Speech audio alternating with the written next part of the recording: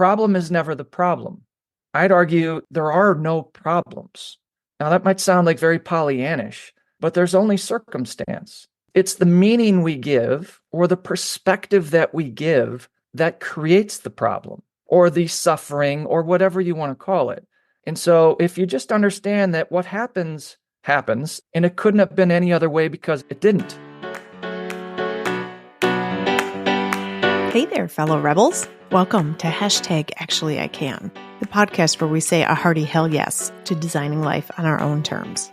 I'm Katie Ripp, a lifestyle coach, business mentor, and serial entrepreneur, here to guide you through the wild ride of defying what society expects of us and embracing our authenticity.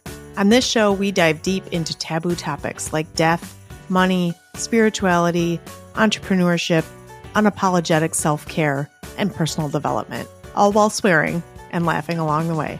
Expect down and dirty conversations, plenty of humor, and a whole lot of exploration, leaving you feeling empowered to be your truest self.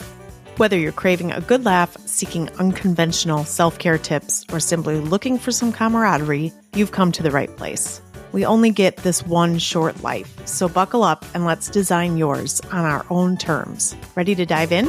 Let's go.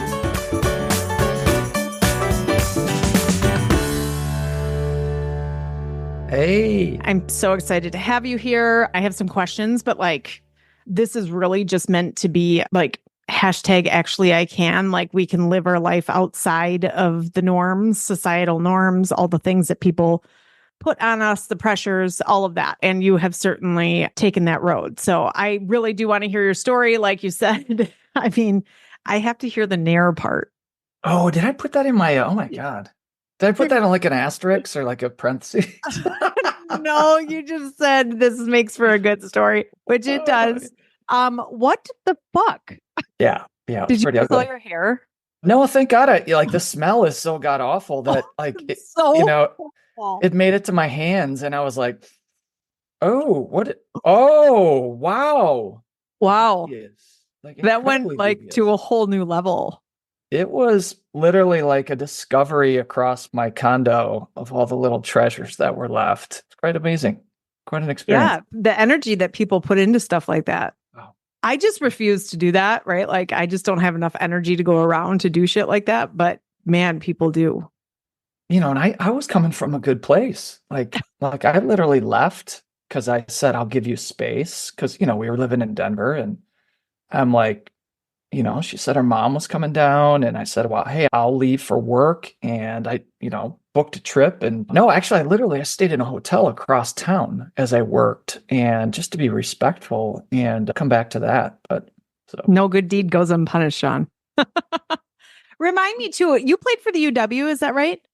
Yeah, I did. For all 4 years, 5 years, 4 years? No, I was kind of a walk-on story. So I got recruited out of Middleton.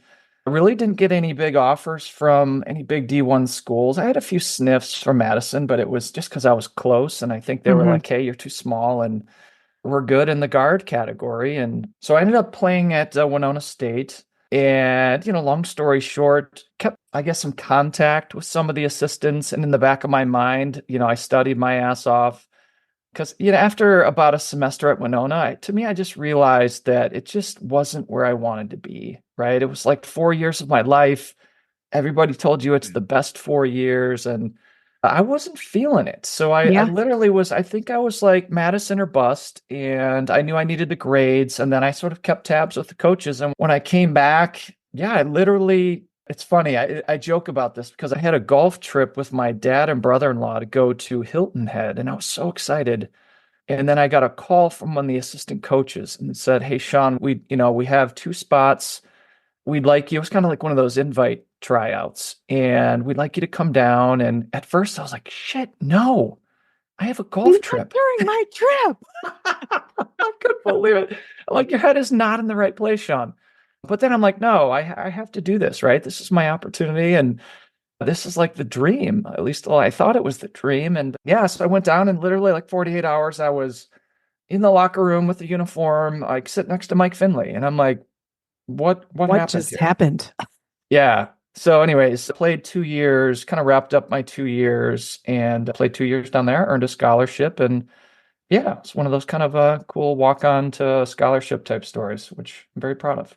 Yeah. And well, first of all, what year did you graduate? The high school 92. Oh, you did So graduate with I was with Steph. Steph. Okay. Yeah. I didn't know that you guys both went to Winona. Yeah. I was just gonna I say, and did your not sister went know. there as well.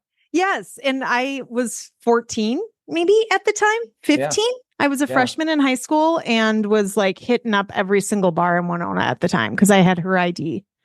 We were So probably like she high took fiving it. somewhere at, I'm the sure we Mingles, I were. think was the joint where all the 18-year-olds could get in, and me included at the time. I wasn't Yeah. 21 by any means. So Yeah, she bartended. I mean, she was only 18, but I'm guessing you and her took a very different route at Winona State. Let's just say that.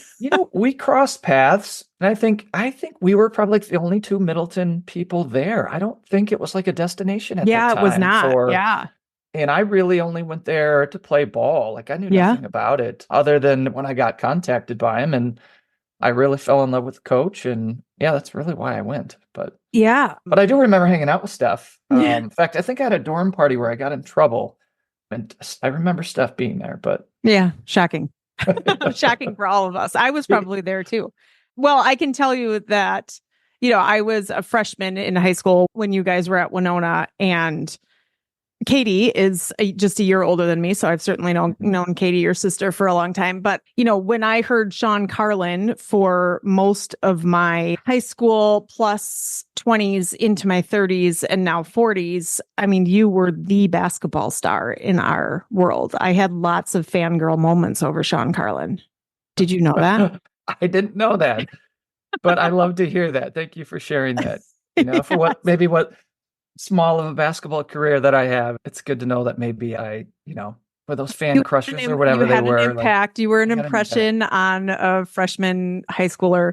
And I mean, to connect with you at all, to be honest, I think the first time I saw you come into 1909, I was totally fangirling. I'm like, oh my God, Shawn Carlin is here. I think that you had just come back for the alumni UW something. This was a few years ago. And I was like, oh my God, Shawn Carlin is here. And then you reached out to me at one point last year, and I was like, what is happening? Shawn Carlin has just reached out to me. I have reached a pinnacle. Just new heights. New heights. Yeah. Yes. When I reach out, it's just a new height that you've reached. But what you reached out on was like so far removed from, like kind of the pedestal I put you up on this, like, a financier. And I think we all have like misperceptions of people, especially when we're, we have crushes on them when we're in high school. But when we get into like adulthood, I have always said that nobody makes it to 45, now almost 46 for me, 50 something for you, that we just don't make it here unscathed. Right? Like there's just no way to tell people in their 20s and 30s that it is impossible to get to a point in your life where it's like perfect, right? Like it just does not exist. I hate to burst anybody's bubble out there, but like perfection just doesn't exist. And for me, and I think for you, and we're going to get into your story a little bit and kind of your philosophy, the universe is just like helped me, right? Like I don't have a very organized religion. However, I'm very spiritual. I believe in the universe. I believe in metaphysics and that there is an energy around us, that there's a vibe, there's high vibration, low vibration, energy, all of the things. And for many people, it seems very woo-woo, right? Like people are like, oh my God, it's so woo-woo. And like, how can you believe in the law of attraction? I posted something not too long ago and they were like, well, that's God. And I was like, okay, well, that might be your God. And God is just like a loaded word for me. It has nothing to do with pretty much anything else. It's just loaded for me. So I choose to look at it like source energy, universe, sort of that, external something out there. And I have started to dabble in, like talking more about it, really showing like the practical sides of like manifestation and really getting into that. And I think that's like what has connected us, right? One of the things that I want to get into, and maybe this is like a, like maybe for a little bit further down the line after we've gone through your story and stuff, I am so curious about what it's like to be male and believe this stuff. Because Mhm. from a female perspective, it seems very feminine while it's not, right? Like, well, it's not gender specific. I'm only in the like female part of it, right? Where I'm like, it's really like my universe is a she, and the metaphysics around it and the energy around it is very feminine in my world. And my audience is very female based. I'm curious, like on your X platform, which is huge, and we're going to go into that a little bit too. How much of this is male? How many like people are responding to you as males? That's a really good, insightful question. And I think I struggled with that for a long time, right? Being in the sports world, Hmm. being in the business world, being in the finance world. And quite frankly, I think that's why, not that I think struggled is a strong word, but I've been in, corporate finance, if you will, for 28 years. And there was always a sense of incongruency, right? I felt these things and I felt them really strongly. And, I started leaning into like, well, I'm just introverted. I'm an introvert living in an extroverted world. Because I looked at the books and I looked at all the things that I gravitated towards. It was, to your point, it was personal development, it was spirituality. And, that's even been on an evolution over the last, as we all are, right? We're all on this Yeah. journey and we're evolving. But it always felt like, what's wrong with me? And I just sort of like suppressed it all. And like, I can't talk about those things in my business. And I found a way to kind of find peace with it as I've gained, wisdom and maturity. And I'm sharing now with younger people. I think even in, as I look at the world of sales, which, what I'm in the world of finance is really, we're all in sales on some level where we're Yeah. influencing people to make change, right? I mean, Hmm. that's in essence what it is. It's another, I think we put a bad word even on the word of sales, right? It's Yeah. we're all in it in some way, shape, or form. But I've really learned to like bring it all together. But I also think like that's, to your point of like my X account, really for me, that was a platform for me to start sharing something that I felt was bottled up for a long, long time. I've been sort of doing this deep dive as you have on some of these areas of spirituality and personal growth, leadership development. And, I've also done a deeper dive into like the neuroscience, right? You mentioned metaphysics and neuroscience and, the science of brain change. And for me, like that combination, when I think about the intersection of where a lot of my content and ideas originate, really comes at that intersection of spirituality, of psychology, of mind transformation, but bringing in the science of that, because I think there is a very pragmatic side for me that was like, I need this sort of understanding that it's not woo woo, Yeah. it's science, right? Like we talk about energy, and that gets to be a very esoteric idea. But, when you really get to the science that everything is made up of energy, everything, Yeah. that's not woo woo, No, that's right. science That's actually 101. science, right? No, when you just start to really, combine all those things together and then you start to connect how human beings work and how we communicate and how we reach higher levels of success and potential, it's really understanding the energetics, the frequency, the vibration to really dig into that. And once I really started being like, hey, this can actually all work together. When I'm one on one with a client and I'm communicating, it's about reading their energy, right? That Hmm. to me is like effective communication. And so I think I just became very comfortable with bringing it all together.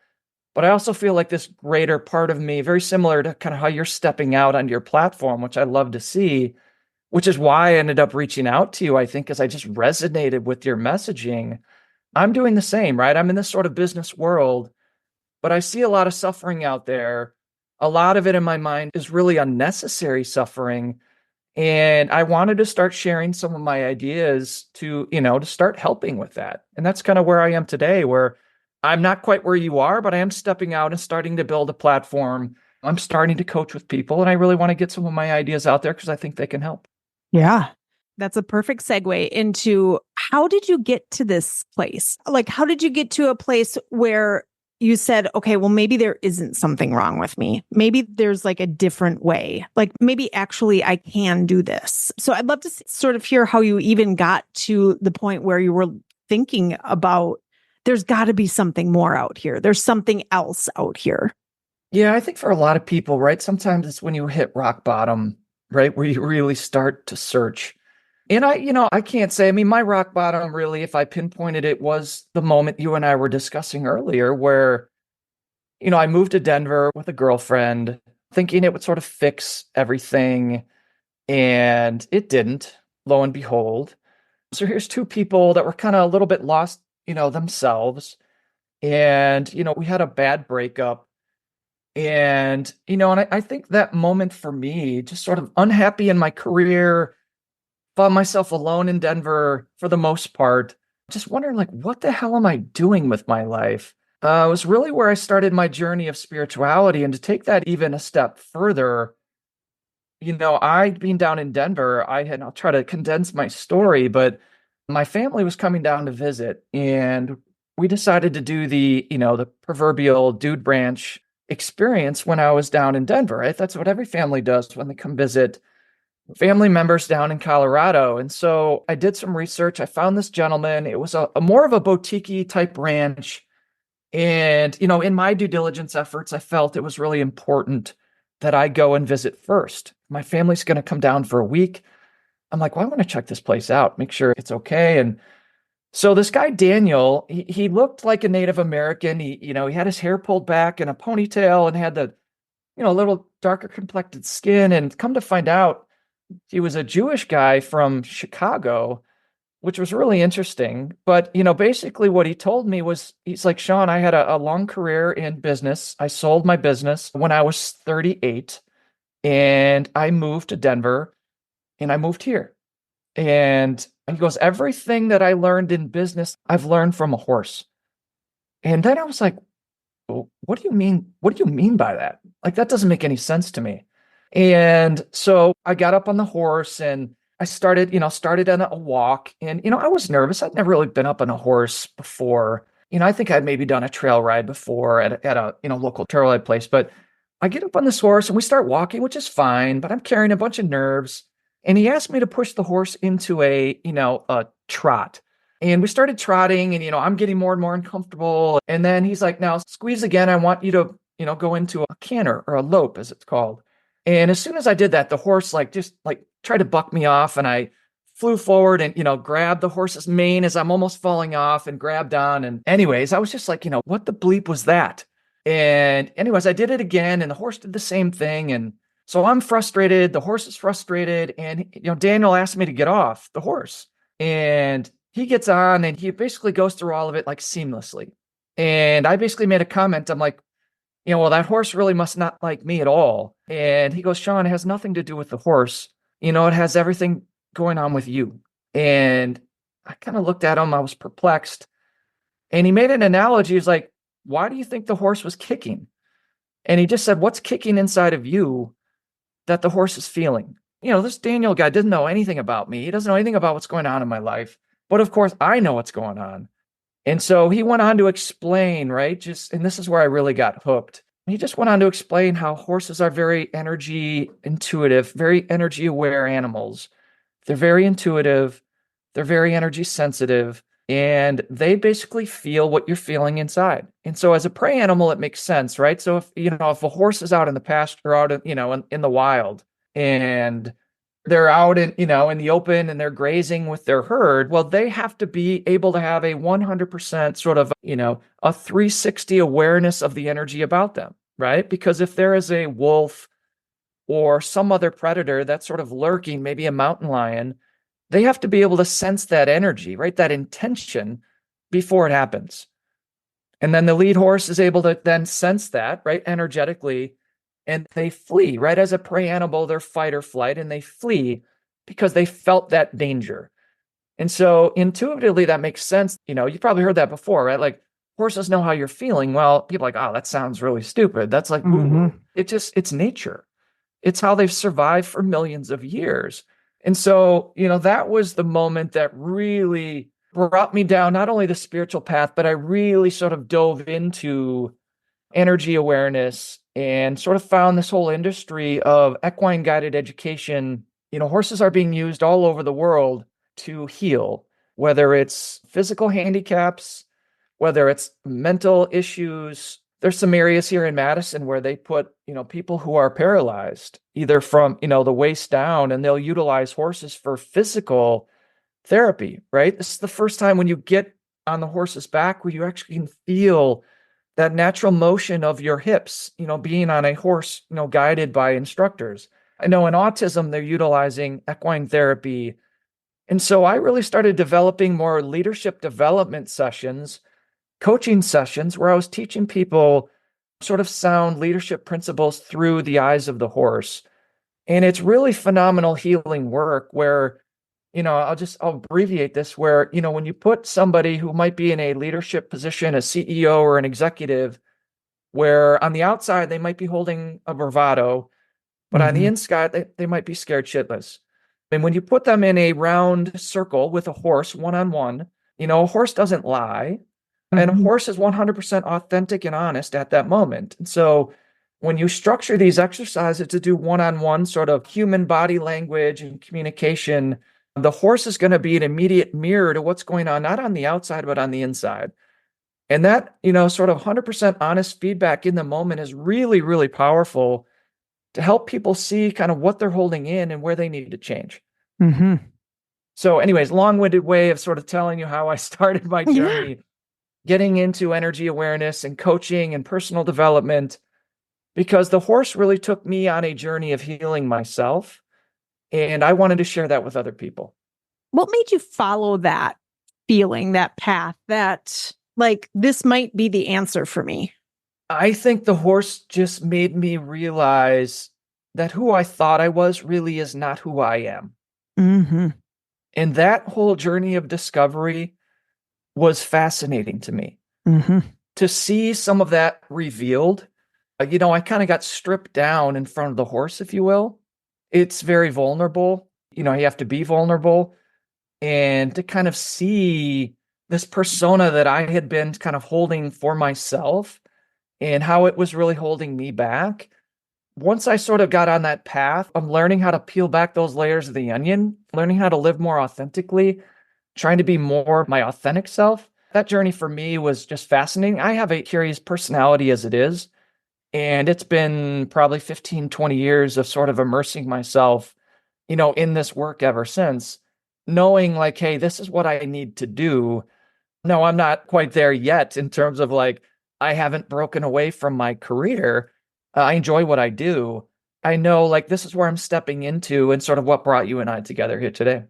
You had to sort of be ready for that, right? Like you had to, like you said, you had to be vulnerable to be able to like receive that kind of wisdom from the horse and that kind of thing. And the reason I'm asking is I picture that CEO in the ring, right? And seeing that horse having a mirror for yourself or for that person and really not being ready to see it. How much of that do you feel like you need to be open to receiving some of this information versus I'm not ready for this, it's not coming to me? Yeah, and you get those responses, right? I mean, I think in that sort of work too, there's a lot of prep work that, they understand what they're getting into and why they're there, right? I mean, normally when someone's doing something or they engage in someone like yourself in coaching, it's because they feel like something's missing. There's got to be something more.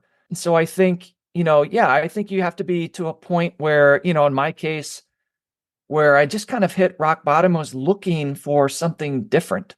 Yeah. Like there's got to be a different path. And I think for others, it's, when you hit that tipping point of like something in my life needs to change, there's that catalyst that kind of pushes you into it. And I think you need to be open to that. It's got to be a catalyst. It's got to be the moment. And sometimes it doesn't need to be that big thing. Maybe it's just that little nagging, like there's something more, right? And I need to find it. And then you start searching a little bit.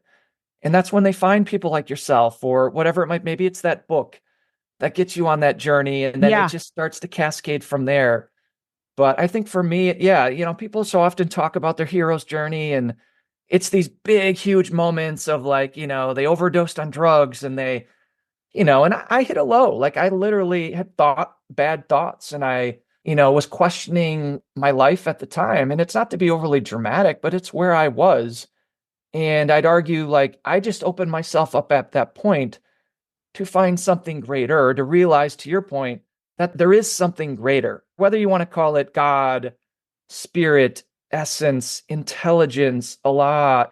To me, it's all the same energy. We're Yeah, all to me it talking is about the too. same thing. I mean, I love organized religion. If that floats your boat, by Sure. all means, you're right. But it is sort of all having faith in something. And to your point, the rock bottom, for me personally, I say like I kind of skipped along rock bottom for a long time. It was not an epiphany. It was not, I mean, I did wake up one day and was like, oh, I am no longer drinking anymore. That was a day that I decided. And for me, I kind of call it a trickle down effect, right? Like all the things that I had been trying to change for so long, I changed one thing, and that was able for me to let the rest of it sort of trickle down, and that good energy sort of trickle down and hit all of the areas of my life.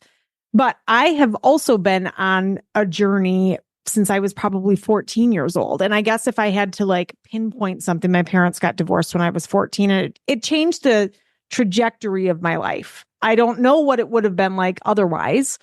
I'll never know that. But for me, it was like a huge change. And I've constantly looked, and to use your word, seek. I've been seeking a different way. In some ways, it's personal development, health and wellness, spirituality, and then I had kids, and it was like, how can I be a better parent? How can I, and it was all this like where I am now was a culmination of years of therapy and acupuncture and reading and podcasts and articles, and really like looking for something.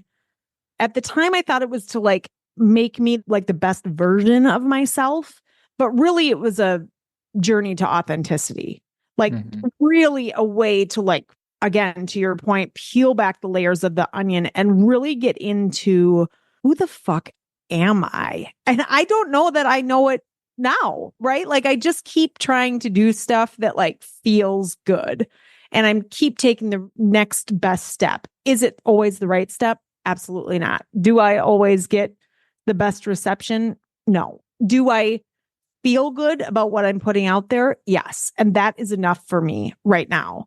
I'm curious in the, you had mentioned your career. I don't exactly know what you do, to be honest, but I know you're in the finance world and very business centric sales, right? Like a very, I guess in my world, I call it like a patriarchal business, rigid, or that's what I perceive it as. I'm not saying that that's what it is, but tell me about how you're trying to live this way in that kind of environment. Yeah, I think for me, it's been the word softening comes up, where I approach my meetings differently. I listen differently. I show up differently. And I try to come at it from, with a different energy. And I think I noticed that in my clients, right? Instead of like resisting something that I felt like I was resisting for a lot of years, like fighting, struggling, friction, these are all negative energies, and just allowing and accepting and looking at, just being very, having a lot of gratitude for what I do, right? For a long time, I thought I'm supposed to be doing this, but yet I'm stuck doing this, right? And that sort of friction, it wasn't working really, really well, right? And I think now it's sort of understanding that, the only thing that's going to create that friction was me. And so finding more and more gratitude for what I'm doing today as a way to help fund what I would like to do in the future, right? And all the wonderful things that it's provided for me and my family, and, looking at it from being very, very grateful. I see it as a stepping stone to where I'm going, but really try to get rid of the resistance. Just to back up for a second, I was listening as a coach, you start to get trained on like, the words we use, right? And you actually picked out a word that I used, which was searching. And what I've almost learned today, that it's more of like instead of searching or seeking something today, it's more of a revealing process, right? Oh, I love that. So, when I start to think about like searching or seeking, it implies that it's not already there. Does that make sense? 100%. Yeah, right. It's just that little word change when you start to think like it just has a total energetic different feel to it, right? So when you think about more revealing, it's revealing who you already are, Mm-hmm. right? Now you said the words like, and I said, stripping up, the onion apart to get to the core of who you really are. And I think that's a really important thing to look at. I often use the phrase, my girls probably roll their eyes when I say it around the house, but I say, the problem is never the problem. I'd argue, some people will like roll their eyes on this as well, but I'm like, there are no problems. Now that might sound like very Pollyannish, but there's only circumstance. It's the meaning we give or the perspective that we give that creates the problem, Yeah. right? Or the suffering or whatever you want to call it. And so if you just understand that what happens, happens, this is a quote from one of my mentors, and it took me a while to kind of really digest this, but he said, what happens, happens, and it couldn't have been any other way because it didn't. Yeah. There wasn't a choice. It just happened. I'm not saying it was good, or I'm not saying maybe it didn't feel awesome at the time. In fact, it may have sucked. But the fact is, it happened. And the more you resist what happened, is the more you perpetuate the suffering. And so by just accepting and not resisting, then you're able to at least accept. And then it's the meaning we give or the relationship we have to what happens that creates that sort of perpetual suffering as we go, or that ability just to move on, accepts what's happened. And so to me, it is sort of a dissolution process, not sort of a seeking. And so the more and more you can sort of dissolve and pull away the layers of yourself that is sort of rooted in that sort of, I think the human structure is naturally rooted in some form of limitation, inadequacy, or scarcity. Mm-hmm. That's how we're brought into this world. Yeah. And then the lens that we see everything through kind of comes through that lens. So the more we can dissolve that and see that's not who we truly are, the more we can start to connect with like what we truly want in life. For me, I'm a huge visual person. So what you're talking about resonates on so many levels. But for me, it was what I picture as flipping my magnet. So, if you are watching two magnets, like the proverbial horseshoe magnet with the red and the silver and whatever, and, they're pushing against each other, but all you have to do is flip one over and it attracts. Yeah. That to me is such like I call it flipping my magnet. I write it in my journal all the time. Like, what do I need to do to flip my magnet here? Because most times, like, I am fighting against something so hard, that friction, that paddling upstream, whatever you're doing, that's kind of like not going with the flow. To me, if I can just flip my magnet, and it's really what keeps me sober, because that's all I think about is I was constantly fighting against it all the time. And for me, it was fear, right? In most of these things, it is fear, right? Like we're scared about what we're going to find out. We're scared about what people are going to say. We're scared about, those are, to me, totally natural fears, right? Like they just are what they are. It's really just like pulling some of that stuff out from underneath the bed, looking at it, saying, this is what it is. Like, let's look at this from a subjective point of view and try to go with it or accept it rather than fighting against it all the time. I think that this is very true in our diet culture. I think it's very true in our money situation, like the way we feel about money. It's very true in our spirituality, like all of these things sort of on that wheel of life. I think so much of this, if we can just accept where we're at and sort of flip the magnet and figure out like that. Like, instead of fighting against this, instead of trying to solve the problem, how can we look at it subjectively, like somebody else would look at it and figure it out? And most recently, and I hope we can talk about money a little bit because I love your views on this. Most recently, January 1st, my resolution, I've had a money resolution for 40 years or 30 years. And it was always, get out of debt, make $100,000, all of these like SMART goals.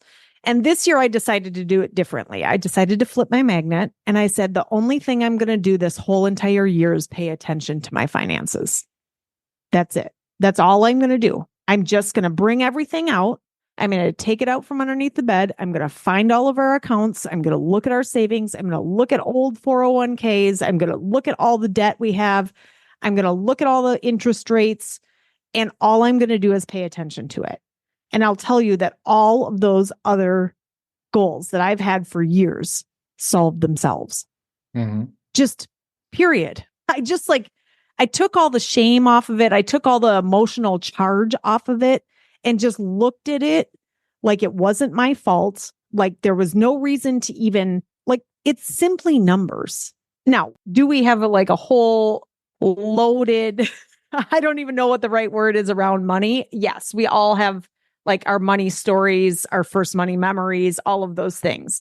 But when I just really decided to flip my magnet and accept where I was rather than trying to fix it or blame myself, it all just worked out. Mhm. It's fascinating to me because really it's the only thing I did. And so now I'm like, it's like a game. I'm like obsessed with it, like in such a good way, right? Like I have Money Mondays, right? Like I come into my office and I look at all of our accounts and I do all of our stuff and for 10 minutes and you can't even imagine how long I ignored it. And now I'm like, oh my God, this is so fun.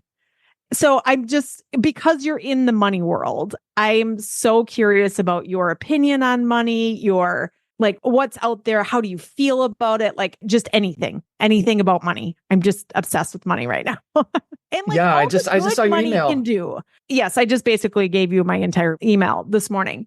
Also, I work with a lot of clients that are small business owners. And right now I'm hearing a lot of my clients say, I don't need to make that much money. Right? I just need to make enough money so I don't have to worry about money. Or I don't need to make $100,000 a year. That's like the newest one. Like, I don't need to make $100,000. I just need to make X in order to do this.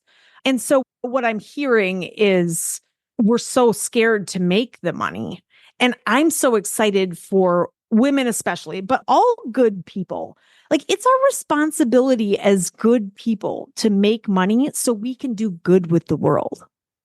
Right? Yeah. Like, so we can donate to the baseball teams. I mean, on a small level, but also like, so we can take our families on vacations, which is not selfish. That is self-care. And it's taking care of your family, which makes you a higher vibration, which brings everybody together. So like, I'm fascinated by it. Yeah. That's, Obviously, because I I'm mean, like, la, la, la, la, la, la. is 100,000 shameful? I mean, I don't what's, think so, but at one time I did. yeah. Well, and in the big scheme of things, $100,000 isn't that much. But I also grew up with parents that paid $22,000 for their first house. And I hear Yeah. that all the time, right? Like, Mhm. how could you pay $50,000 for a vehicle, right? Like, I still hear that in a way that's not malicious. It's just things have changed so much. So when you go and you buy a $350,000 house 10 years ago, you feel like, oh my God, do I not deserve this? Because my parents paid $22,000 for their house. Just like those are the kind of money stories that I have definitely had in my head. And there is something to be said about women coming into my office and feeling like $100,000 is shameful. Like it's somehow selfish to be making $100,000. Or the other recent one that I've heard, and I've heard this for a very long time. Well, I don't have to work. I just like, okay, what does that mean? That you don't have to work because your husband or your partner makes enough money that you can just stay home? Is that what that actually means? Because I've seen some people come in and say, I want to start this business. It's my little side hustle. They're starting businesses on $0, right? Like they're coming in and putting it on a credit card and they're thinking that they can start a brand new business for $5,000. And this is in no way to like shame anybody into thinking that you can't do that. I started many businesses on $0, actually quite less than $0, but that they're coming in and saying, well, I don't really have to do this. I could just like stay home and, be with my kids while they're and let them go to school. I don't really have to do this. So I'm not sure if I want to take on all the stress of owning a business. Mm. I don't know what that means. Yeah. You want to dig a little bit deeper I into, do. right? Wait, what? And yeah, you're like, can I get you in a coaching relationship where we can dive Yeah. a little deeper into that one? Right. And so much of my coaching yes, it's business mentorship, and I will help you set up your LLC and I will do all that. But I also need to know why you think you don't deserve $100,000. I need to know that. I can't work with you otherwise. Sorry. Yeah, no, I get it. It's interesting because like part of my brain wants to go to like the financial discussion when you talk about, the Hmm. $22,000 home. And I'm like, you look at the $35 trillion of government debt and the inflationary problem. And, I'll pose a question often like, look, it's not the value of your home that went up 40% in the last 5 years. It's the Yeah. value of the dollar went down 40%. And Yeah. that's a real mind screw for people to understand because they think they're getting wealthier. But meantime, it's really the fact that we've printed a massive amount of money through our government over the last 5 years. I mean, a huge amount of money, and it's inflationary, right? And so it creates this whole illusion. And that's Yeah. why, your parents bought a $22,000 home, and today, 22,000 is what you'll pay in taxes sometimes, it's Mhm. crazy Yeah. It's what's going crazy. on, Yeah. right? Totally different discussion. That's not what we're here to do today. But I think again, listening, like I often like to think a thought came into my mind is like, you can't create what you want to create in life by focusing on what you don't want. And so when you talk about like, I don't want to be in debt or, I don't want to be overweight or, to me, you're just perpetuating that which you don't want by Yes. focusing on what you don't want. To me, that's the same energy. It's the same energy. You're giving the universe the same energy. You're telling them, don't give me this, but that's all you're thinking about. I want money, or I want more money in my life because I don't want to be poor. Okay. I understand that concern, but again, energetically, where's that coming from? Right. And I think that's where, when you really start to get into, I mean, money stories, as you mentioned, I'd love to get into it a little bit because I feel like, you could ask, look, ask 100 people, what money means to them, like define it. You're going to get 100 different answers out there. Right. I mean, some people might talk about money as, maybe it's freedom or it's time or it's security or it's peace of mind, right? All these words kind of come to mind maybe in the more positive vein, but then you can ask people, other people might turn around and say, money is greed, Mm-hmm. money is evil, Mm-hmm. maybe it's egotistical, it's a necessary evil. And so it really does go back to what is your money story? And I think, I find that really, really fascinating to really kind of start diving in to see it's not about money itself. It's about your relationship to money. Right. Which is just an energy as well, right? Money is just an energy too. One of the things that I've been asking my clients, which sort of throws people for a loop, is what's your first money memory? Mm-hmm. Right? Like my first money memory is my parents sitting around a dining room table arguing about the bills. Mm-hmm. Who knows when that was? Maybe I was 6, 7. It was like more often than not that there was some sort of argument. The second money memory I have is my parents' divorce and how messy it was, not because of the kids, but because of money. Finances. And so just finances in general, even though we had money, we were raised in a very scarcity mindset. So, and then one of my clients in my group coaching had said her first money memory was her first paycheck, right? So like mine was sort of a negative, like, oh God, my parents had this like charged relationship with it. But hers gave her like, oh my God, I have my own money. It gave me the freedom to do what I want to do. And so like your first money memory, really thinking back to what is it? We don't even think about money that way. Right. One question I like is, when I was younger, money was blank and like fill in the blank. And you can think about like, when I ask people in conversation, like, I mean, let's come up with a few. Like you think about the most common, the big ones like money doesn't grow on trees, right? Actually, it does. I mean, in theory, it actually does. But like people will come up with that one all the time, right? The other popular one is, money is the root of all evil. Yes. You hear Or that one a making lot. money is hard. It's Making hard. money is hard. Like you have to work hard to get money. And that was a tough one for me because my work ethic for so long was tied to my character. And therefore, the harder I worked, which in my mind meant the more miserable I was, the more money I made. Mm-hmm. And so I just like was not really willing to be miserable for money. And that's what kept me from making money, basically, is like I wasn't ready or willing to fit into the mold of my own money story.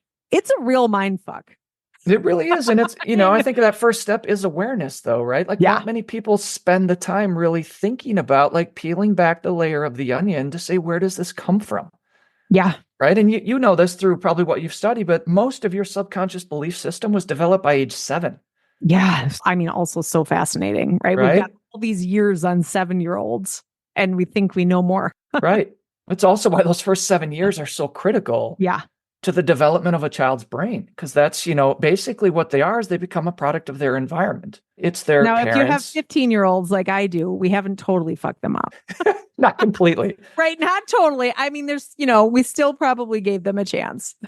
Yes. Yeah, when I talk about all these things, it's not to say that they're all negative things that we've No. implanted in our children, right? But when you do start to think about some of those things that, whether it was intentional or not, it was passed on from your parents, from their parents, from their parents, and it was passed on to you.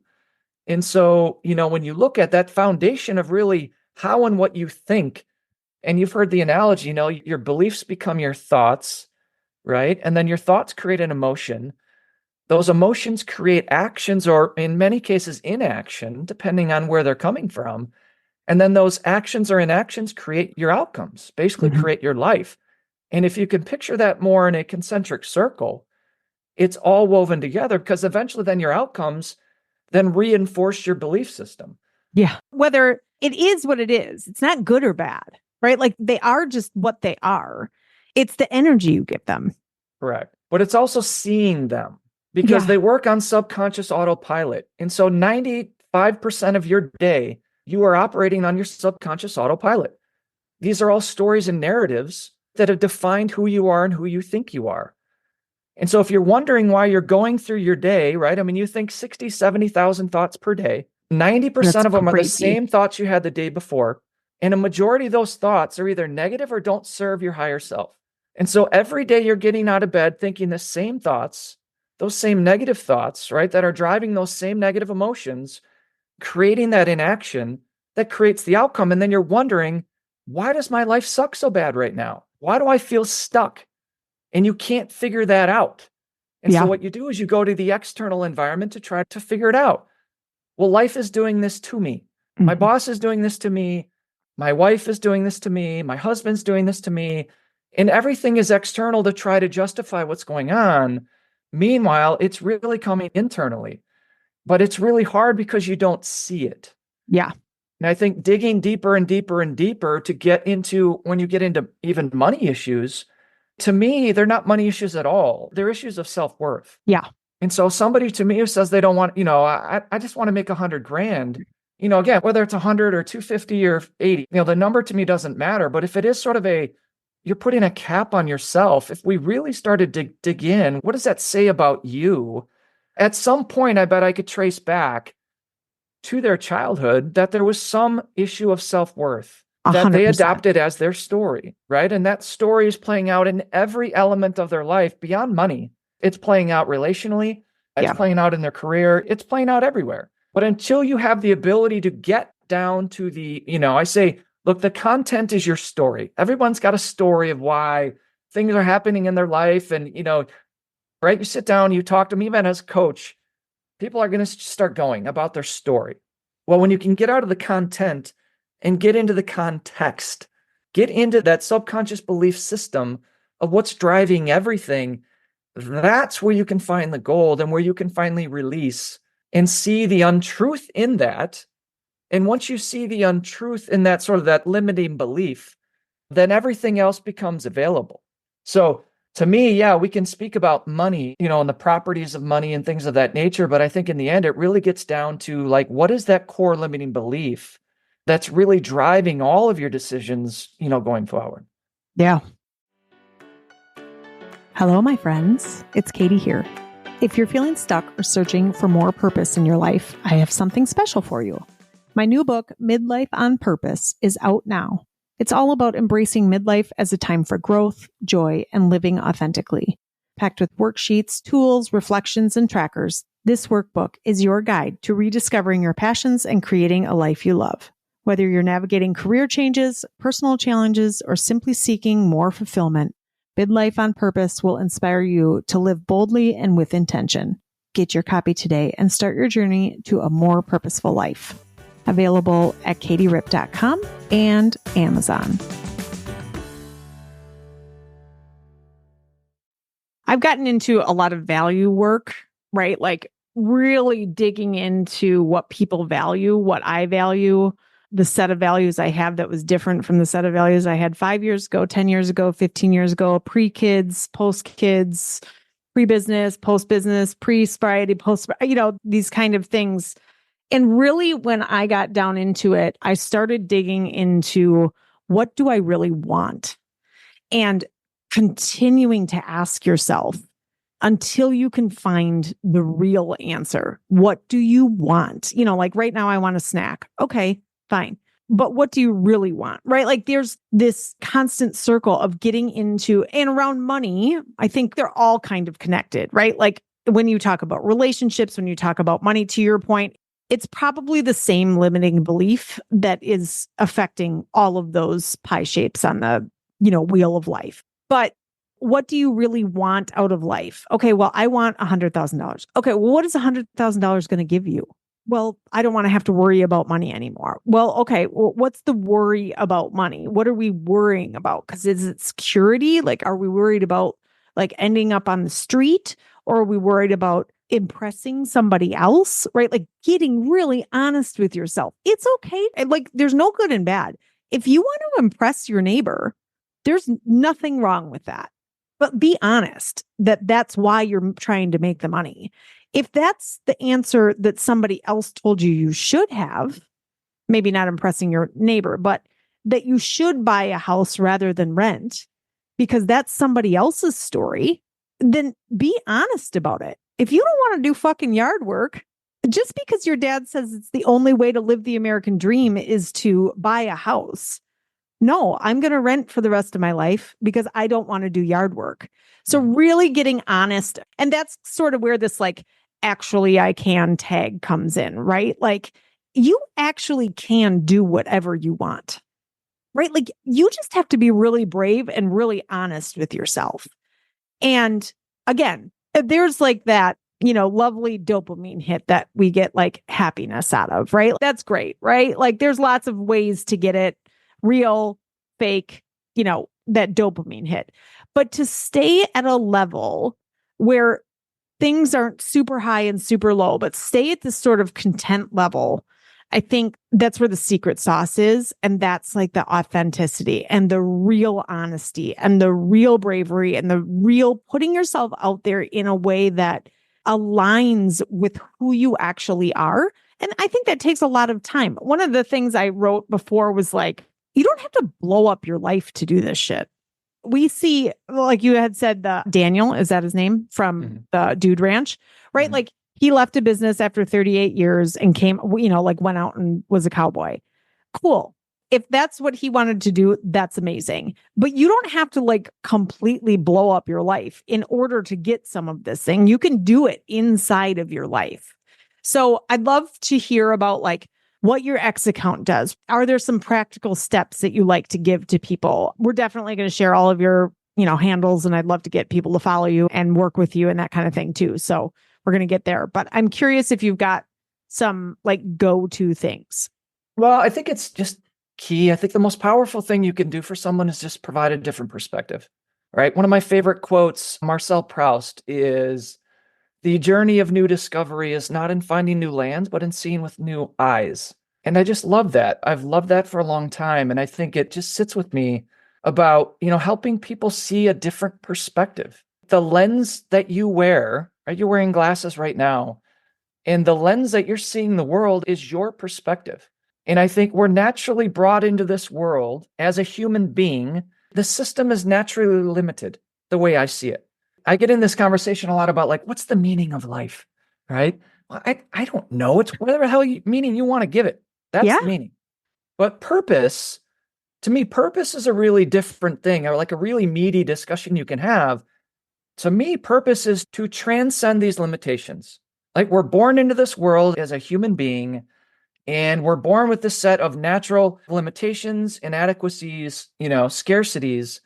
And the whole idea is to become aware and to transcend, to see that that's not who we are. And like me, this is like the mission that I'm on in my own sort of personal quest. It ain't easy doing that. No. But I think, sharing some of these perspectives that like, look, as a coach, I want you to see I mentioned we don't have problems. That you don't have a problem. What if you did not have a problem at all? And the only thing that's getting in the way is just sort of your perception of how you're seeing the world, right? There's absolutely nothing wrong. It's just sort of what you're giving meaning to and the perception that you're giving your world. So if I can help you see with a new lens, then to me that's super powerful. To me, that's like freedom. Yeah. And in the end, if like somebody's like, all right, what are you really hawking, Shawn? And what you're doing, what do you do for people? I'm like, freedom. Like Yeah. in the end, that's what I would like to be able to provide. Because if people are living in that sort of limitation, I'm like, we're all sort of struggling to become like a perfected version of our limited selves. Yeah. Right. That's And a good one. yeah, Oh, I I think that's a like good one, that. right? Like it's really hard. You just keep doing this. You're bumping up against the ceiling. Why? Because you're living in this constraint of limitation. And until you're able to like see that and break out of that, you're just going to keep trying to perfect those limitations. Oh, I love that. I might have to write that down. I'm going to definitely keep this recording. One of the things that you said before about your girls and rolling their eyes, right? I have been called a professional eye roller, just so we're clear that I win at that. What I have discovered though is all those things that we roll our eyes at, right? Like all of the things, the journaling, the meditating, the digging deeper, the changing our perspective. I mean, those are all the things that fucking work.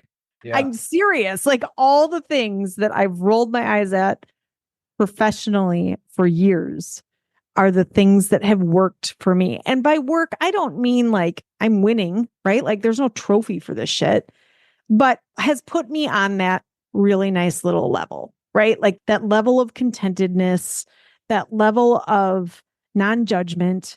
The more I used to judge people, the more I judged myself. And I hear all the time, right? Like I wish I could not care what people think about me. You can.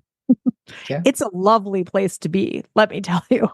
Right? Like I just don't put that much energy into it anymore. As long as I'm living by my core values and I am aligned with that.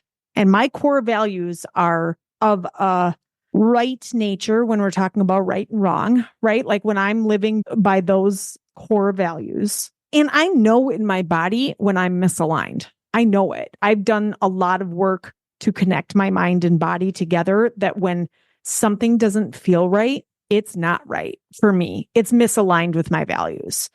And so I've done enough work to dig into that to know that I don't really have anything to apologize for anymore. Because my thing, I don't say anything or do anything really that's against what my values are. Does that mean that everybody loves what my values are? No, sir. They do not. But mostly I'm only attracting people that do. Mm-hmm. Right? Like I've it's amazing also how that works, huh? Yeah, it's so weird. I just like, I don't have to deal with that stuff because I just don't attract those people anymore. Mm-hmm. I did for a long time because I was misaligned and the universe was like, oh, you're asking for this. So here's this person to teach you this fucking lesson. Yeah. Well, Now and it's such a great point you bring up, Katie. You've probably heard this, but your triggers are your treasures. Oh, I Right? just heard that for the first time not too long ago. I had to sit on that for a while. Yeah, it's hard. But and I'll share a quote from Peter Crone, who is one of my mentors, and I love the guy. But this one I had to sit with too. But it was life will bring you people and circumstances to show you where you're not free. And you have to be open to that, right? When you get triggered, normally the first thing you want to do is go after somebody. It's external. It's them. Yep. But if you truly want to be free, when I say free, I'm not, we're all in a free country, but living free of a lot of these limitations, it's when you get triggered, can you have the humility and the accountability to step back and say, all right, where am I contributing to this? Mm-hmm. What am I learning here about me? And where am I still stuck? Yeah. Yeah. One of the things I want to add, you asked about X, and I think one of the key ideas, and this is where I get into like the tough love piece of what I do a little bit. It's not all woo-woo, but it's accountability. It's 100% accountability for everything that you've created in your life to this date, good and bad. You created. Yeah. Now, I'll get a lot of pushback on that because I know a lot of people could throw a lot of really, really crappy things that have happened. And I'm not saying it's ideal. I'm not saying everything is, rainbows and butterflies. But what I'm saying is like, when you talked about life sort of having your back, This is sort of life's way of helping you become the best version of yourself that you can be. In the way that you take these setbacks and the meaning that you give to those setbacks is going to determine sort of the pace of how you do that. And it doesn't mean when something really awful happens, we don't grieve and we don't mourn or whatever. But it's sort of like, look, if you can step back and just sort of see, eventually the lesson is there. It always is. We're all in our own karmic journey and what we're doing here. But like when those triggers happen, instead of like next time, instead of getting pissed at your spouse, stepping back and just say, how am I creating this myself? That's 100% accountability. And if you truly want that personal freedom, because the other side of that equation is being the victim. 100%. Being a victim is really powerless. And that continues to perpetuate. Correct. Right? Like I think victim mode begets more victim mode. Absolutely. And freedom begets more freedom. I mean, I really cannot tell you the last time I was really triggered by something, because like those lessons just come less and less for me. Do I need to be corrected sometimes? Yes. Absolutely. But I am so much more in tune when those corrections from the universe come to me that I can very quickly realize that was misalignment. I know it. I feel it in my body. And now I can make a different decision. Instead of, I'm a terrible fucking awful person. I'm a lazy piece of shit. I don't do anything right. I have put our family in this situation. I mean, that just like keeps rolling and rolling and rolling. Yeah. And those things for me personally, because I've gotten really honest with myself, I just don't have them very often. Now, again, do I get triggered? Sure. And are there some things in my life that I could turn around and say, no, thank you to? I could have done without that. Plenty of things. However, I can look back at every single one of those things as a gift now. Every single one. Did I want my father-in-law to die? Absolutely not. Right? Like I would love to have him here with us. The lessons that came out of that experience for me has shaped me into the almost 46-year-old. I am so thankful for the lessons he gave me in that experience. I didn't kill him, right? Like I had nothing to do with that, except that I can now be thankful for what that experience gave me. Absolutely. Many, many experiences. I think you'll also hear, Caitlin Payne was on here not too long ago about Riley. And also, did she wish that on anybody? Absolutely not. But she also is so thankful for the perspective that Riley gave her, the ability to raise money in Riley's name, right? Like all of those things, you have to sort of be open to them. And it takes a lot of time. I mean, time isn't linear in a lot of ways. I do think in that way, in grief and in really being able to accept some of these things, it is sort of a gradual, it cannot be forced. It has to be sort of a consistent attitude of gratitude, that rolling eyes, right? Like nobody likes to hear attitude of gratitude, especially me. But it is that like consistent, on most days, I feel really grateful for these things. Some days I don't. But on most days I do. And so therefore, it's just started to be less and less that something triggers me. Yeah. Sometimes I'll say, if they said those same words to you in Mandarin, would it hurt the same? Oh, that's so good. Good one, huh? Just like so good. No, but so when you think, right, it's like hot air over vibration is coming out, right? Yeah. And it throws you into this oblivion emotionally. And again, I know that's easier said than done, but when you really have the ability to step back and be like, no, it's the meaning I'm giving it. Yeah. Something triggers in you because you have this feeling about yourself that was validated through what that person said. 100%. Right? Like you just at some level. And sometimes we just want to be right. And I wanted to be right forever. The ego always wants to be right. Oh, my ego lived real high on the horse for a long time, or high on the hog. I think it's high on the hog, right? It's one of those horse, hog, whatever cliche. High horse. I do love me a good cliche, but we get real confused about ego, right? There's ego and then there's ego. I don't know exactly how to say it, except that my particular ego loved to be right. And I remember in some book that I read, some article, some podcast, something along the way, would you rather be right or would you rather be happy? And those two things are not mutually exclusive. Sometimes you can be right and be happy. And I think I sit in that a lot right now. But for so long, I wanted to be right. And even the thoughts in my head when I was telling myself, you're lazy, which was my favorite thing to tell myself, you're lazy, I would do something to be right. Like I just wanted to be right all the time. It's amazing how we'll fight for our own limitations, right? I To be mean, right. to be right, just to be right.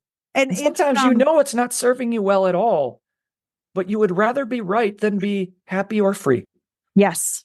And that to me is probably at the core of every marital dispute that ever existed.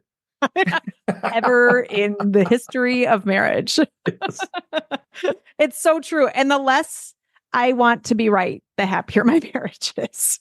Ask my husband. I mean, I'm a total know-it-all and I want to be right. And the less I've done that, like the further away I've gotten from those things. And they sound kind of funny now, but they were just keeping me where I was. And when I sort of let that go, I mean, letting go is the biggest thing. All of these things sound very simple, and they are just not easy. It's not easy to start. It's easier to maintain. I think when you get into it's just habitual, right? Like now I'm just in a habit of thinking the best outcome rather than the worst. And the universe just loves to see it. And so she just keeps giving me more, like just more and more. The other way is also true, right? Like if you just like are in a perpetual victim mode, she just gives you more of what you're asking for. She just gives you more of what you're looking for to be right. I could talk about this shit all day long. Sean. Oh, I know we could, right? We could throw out a lot of cliches and lots, like what So we resist many. persists, right? Like, but I it's mean, so true. my favorite one of all time is there's more than one way to skin a cat. I mean, we just got a new kitten. I've got 40 kittens at home. That's right. I mean, really? Yeah. I just don't know. How about don't beat a dead horse? That one I'm always like, well, yeah. Don't throw the baby out with the bathwater. Yeah, it's a bad visual. Also horrible. Wow. I could go down that path for a long time. But it shows you the power of language, right? Oh. I mean, that's in essence, anything that is holding you back. And maybe, I know we're coming up on time here probably. No, there's no time. But when you think about that, right, the only thing holding you back from being like completely limitless, abundant you is your thinking. And again, simple, but not easy. Not easy. And you have to be able to pay attention to it. The language part is so fascinating to me. And I'm also guilty. Everybody's guilty of this, right? Like you say something, let's say in a therapy session or in a coaching session or whatever, and the person reflects that back to you, right? Like that's one of the skills that I learned was like reflecting particular pieces of language back to the client. And then I didn't mean it that way. And I'm totally guilty of this too. Like I didn't mean it that way. I didn't mean to say that word. I didn't mean it like that. Language is so important. I mean, it's not to call somebody out. It's just to make them aware of what are we really trying to say here? I don't know if there's like a good example of this, but when somebody says, I'm a lazy piece of shit, right? Like, oh, I didn't mean it like that. I'm actually not lazy. Well, lazy must be the word. Like there's something there. And so digging into that a little bit and not getting so defensive about like, I said it, but I didn't mean it. Mostly those words have some meaning behind them, whatever it is.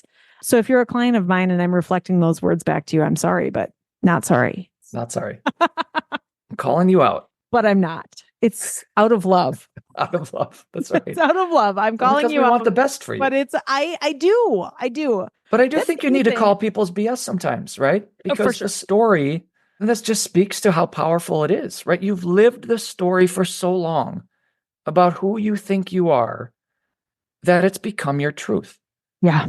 And it's just a story. It is. And in many cases, it's not your fault. In so many cases, it's not true. And it's not true. That's the Yes. other key. And so, Yeah. in the absence of believing, when you're able to dissolve, so when you already know, like it's like speaking to, we didn't kind of get to on the money side of like abundance, but one of the thoughts I had was like, you don't seek abundance. You don't find abundance. It's already there.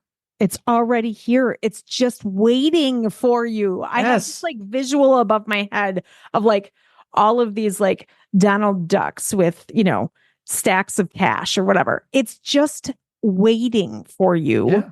to receive it. And there's enough to go around. I say this to clients all the time, especially people that are starting new businesses, right? Like this person has this business too. Well, guess what? There's Dunkin' Donuts and Starbucks. Yeah. Do Right? it There's better. Target and Walmart. There's Old Navy and Gap. There's right, like there's, I mean, that's a bad example because they're owned by the same place, but there's 8 billion people in this world. 8 billion. We have no idea what that number means. None. Half of that are women, right? So my demographic is a woman, likely. So 4 billion women in the world. I only need like 100. Yeah. Right? To Like, make a meaningful impact in what you're trying to do, right? right? Like, to be very honest, I need one. I want to inspire one person. That is really all I am looking for, is to inspire one person. The rest of them are cake. Mm-hmm. And because I know I'm aligned and because I know what I'm putting out is hopefully inspiring people, is making someone's life better or the world as a whole, I know I'm going to get paid for it because I'm going to do something really cool with that money. Mm-hmm. Like, that's just how I've started to look at that. And I love it. There's $900 trillion of wealth out there. 900 trillion. We have no idea what that We have is. no idea what that number really represents. So, I love the comment you made about, somebody who maybe felt guilty about making money. But, if you really think about it spiritually or even religiously, if you think about how God, would the energy of God be more aligned with abundance or scarcity? Right. God he's making everything abundant for everybody, every person. So to me, this idea that like my religion tells me that I have to feel guilty or stay small as it relates to the idea of money, I'd say is absolutely ridiculous. Yeah. Right? Somebody said to me one time, and I might get the statistic wrong. I will look it up to make sure I'm right. But the difference between 1 million and 1 billion, do you know how many 1 million seconds are? No, enlighten me. 12 days. 12 days? 12 days is 1 million seconds. Do you know how many seconds 1 billion is? It's exponential. 33 years. 33 years. So like, now go to trillion, right? I can't imagine what that is. right, like our, lifetimes, right? So like people don't understand when you hear like he's a billionaire, she's a billionaire, millionaire, whatever. It's just words. Like the meaning behind it is so crazy to think about. Yeah. And we just can't grasp it. It's sort of like, again, I don't want to go into business because I don't want to compete with that thing or that person or that product or that location or whatever. Dude, there is plenty to go around. Yeah. Plenty to go around. I try to stay with a mantra, because I say a limiting belief for me growing up was there was a scarcity mindset. And so when I even think about transitioning into a new business, right, I have all these responsibilities of my kids and colleges and weddings and, and I want to provide. But I think one of the mantras I try to, allow for me to repeat was just this idea of I've always had enough. I have enough today and I'll always have enough. And to me, like just believing in that kind of helps me get out of that sort of scarcity mindset. Because you mentioned it earlier about, just it's a sense of security and you want to be safe and you want to make sure you're taking care of people. And, you can get caught up in all that chatter. And all it does is it prevents you from doing that thing that you really want to do.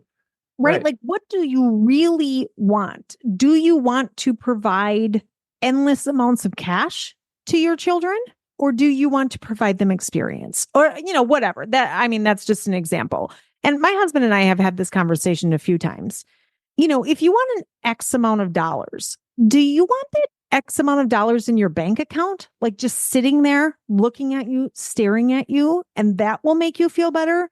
Or do you want things that are worth that much? Mm-hmm. Right? Like, because there's a difference between that dollar amount just sitting there staring at you, and either that dollar amount going to work for you, that dollar amount sitting in the garage, that dollar amount being, wrapped up in your mortgage payment, that dollar amount being in vacations, whatever, right? Like we need to be able to quantify what we really want. And this goes for small businesses. I want to make $100,000. What does that mean? Is that your net profit? Is that after all expenses? Or is that your revenue? And I ask people that question and they're like, well, I don't know. Well, you're going to have to know because you need to know what you want in order to feel secure or feel free. Or again, these are like questions that you just need to peel back. Like that's the first layer of, right? Like, do we want revenue or do we want profit? Do we know the difference? Like that's just the first layer of the onion, right? Clarity is so important. It's so important. And the more questions we can ask, the two questions that I'm into right now, and if you take nothing else away from this, which I kind of feel like if you don't take anything else away from this, we should really talk. But I hope there was something good here. One is this true? Just, is this story, is this comment, is the chatter in my head actually true? Mm-hmm. And what do you really want? If there was only two things that I could get into with people right now, those are the two things. What are you two things? I'll just add to yours. And I think the idea of if it's not true, right, in the absence of that belief, what becomes available? Because if you're absent of this belief that I'm not enough, let's just use that because that's, very generic, but I think it's very common. And fill in the blank, I'm not enough, whatever. I'm not worthy or I'm not loved.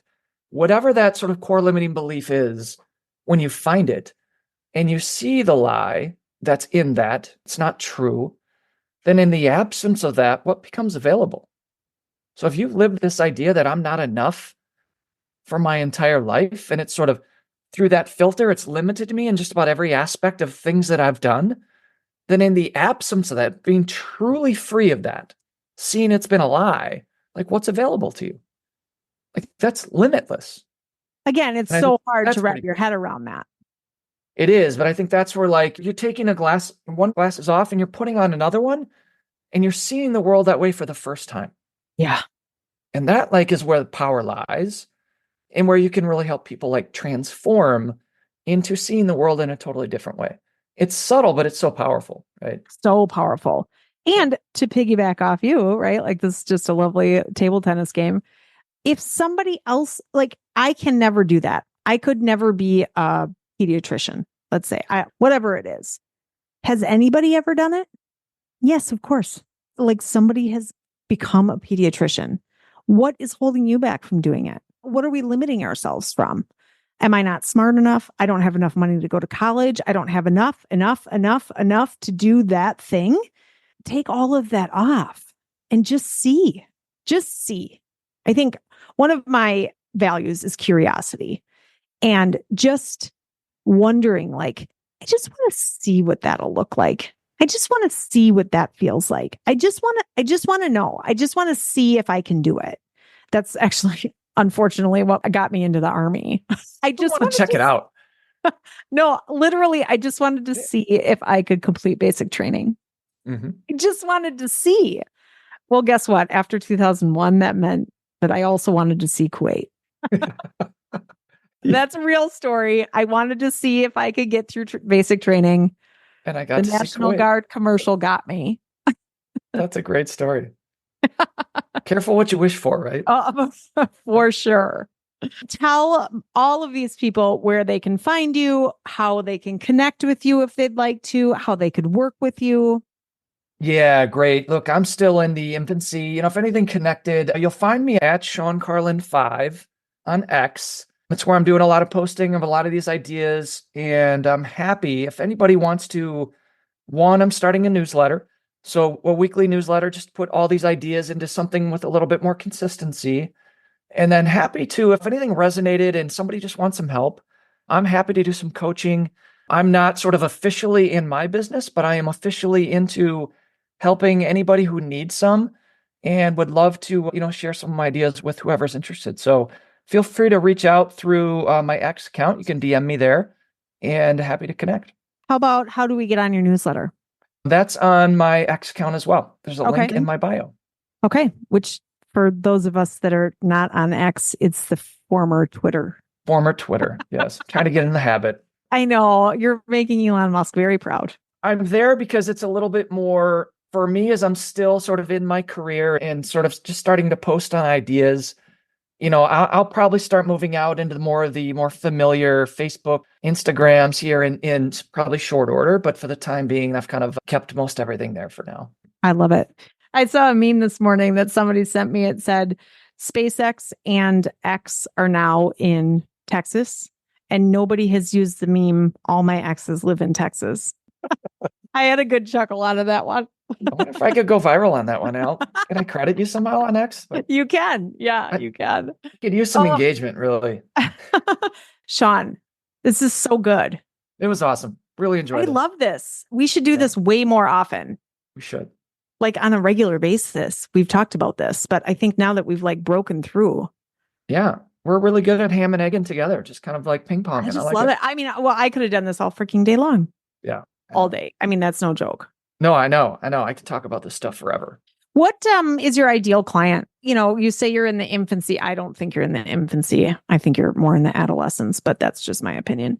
Who would you say is your ideal client? It's a really good question. I think, everyone wants you to get into the avatar and like get really specific. Yep. And I really struggle with that one. Oh, me too. My X account says executives and entrepreneurs. So I think that's probably the natural fit for me is to go into, it's going to be mindset based, sort of mind transformation, but in that sort of executive entrepreneur space where I know, again, it's still pretty broad, but think about it, I want to help people who are suffering. Yeah. More mental suffering, like what? That's a pretty broad, there's a lot of that going on today. And it's pretty good job security. Yeah. So yeah. This was lovely. Thank you so much. Thank you. This will go out soon. Okay. Awesome. All right. Okay. Talk to you soon. Thanks, Bye. Shawn. And that's a wrap on today's episode. I hope you enjoyed diving deep into the world of living authentically with me. Before you go, don't forget to connect with me on Instagram. Shoot me a message at Katie Rip. I'd love to hear your thoughts on today's episode and connect with you further. And remember, if you want more details on today's episode or just want to explore more about designing your life unapologetically, head on over to my website at katierip.com. There, you'll find all the juicy details and resources you need to keep the inspiration flowing. Lastly, if you'd like to join me on the show, whether it's to tell about your experience of designing your own life, to share your expertise, or if you'd like to participate in lifestyle coaching live on air, don't hesitate to reach out. Your story could inspire countless others on their own path to living authentically. Thanks for tuning in. Until next time, keep living boldly, designing your life, and remember, #actually I can.